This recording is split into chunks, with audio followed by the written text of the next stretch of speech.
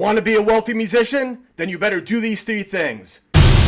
Get educated. Investing in money management is definitely something that requires knowledge. And the sooner you start learning, I think the more successful you will be in managing your own money. Save and invest. Saving and investing should be top priorities, especially for people who don't have very stable or predictable income streams, because it's a lot easier to spend capital than it is to accumulate capital. Pick the right investments. Exchange traded funds, index funds are very good instruments. They're low cost. They give you exposure to a broad, diversified basket of assets. And over the long run, they've proven to be more successful than most actively managed funds, which charge fees. Check out the full video at my YouTube Bobby Borg channel. Peace.